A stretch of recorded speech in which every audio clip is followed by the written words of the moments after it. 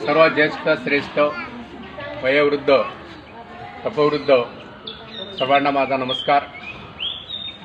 या स्कूलमध्ये ॲडमिशन घेताना आम्ही अगोदर सर्व चौकशी केली।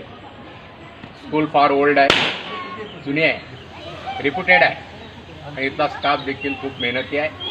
मुलांच्या अभ्यासाकडे, आरोग्याकडे आणि सर्वांगाचा विषय, सर्वांगानं कसं मुलं डेव्हलप होतील याचा विचार या ठिकाणी केला जातो। माझा नातू आदित्य नेरकर हा नर्सरीमध्ये आहे आणि तो जरा जास्तच ॲडव्हान्स आहे। मी मॅडमांना 2 वेळा भेटलो, मॅडम माझा नातू असा आहे, ते म्हणले काय हरकत नाही, मुलांचा उपजातच गुण असतो, त्यांनी आगाऊपणा करणार तर आपण करायचा का। आणि पालकांनी विद्यार्थ्यांकडे लक्ष द्यायला आता हल्लीच्या काळात वेळ नाही।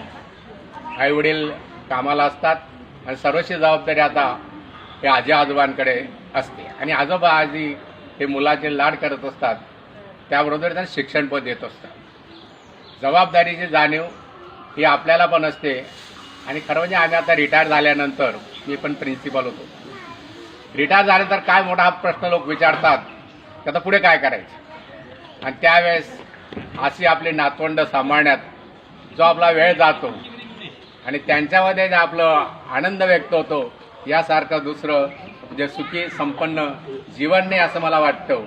की आजी आजोबांना नातवंडा सांभाळायला मिळणं हा फार आता दुर्मिळ योग आहे। ही आपली शेवटची पिढी आहे, पुढे असा आनंद मिळेल असं मला वाटत नाही। स्कूलमधील मॅडमांशी 3-4 वेळा पण बोललो मी, म्हटलं मॅडम तुमची स्कूल फार रिप्युटेड आहे, फार चांगली आहे, स्टाफ पण चांगला आहे, खरोखर खऱ्या अर्थाने असे जे कार्यक्रम आहेत हे कार्यक्रम पुढे होतील याची मला अशी गॅरंटी वाटत नाही। Grand parents day, parents day हे काळाकाळ जसजशी माणूस डेव्हलप होत चालला आहे तसं आपल्या परंपरा लोप पावत चाललेल्या आहे। आधी लग्नाचं वय वाढत चाललेलं आहे, त्यावेळी नातू आणि नात हे आपल्याला पुढच्या आजोबांना बघायला मिळेल याची गॅरंटी राहिलेली नाही। त्यामुळे आपण जीवन आहे ना, आजचं जीवन जगलो हे चांगलं जगलो असंच म्हणायचं। आणि आजोबा आणि नातीमध्ये म्हणजे दुधापेक्षा दुधाच्या साईला जास्त जपावं लागतं। कोणीतरी मगाशी म्हटलं होतं की आपल्या मुलांचं बालपण आपल्याला आठवत नाही, कारण असंच आपण त्यावेळेस रोजगारामध्ये असतो, आपण कामामध्ये असतो, धावपळीत असतो आणि या धावपळीच्या जीवनामध्ये त्यांच्याकडे आपल्याला लक्ष द्यायला वेळ नसतो।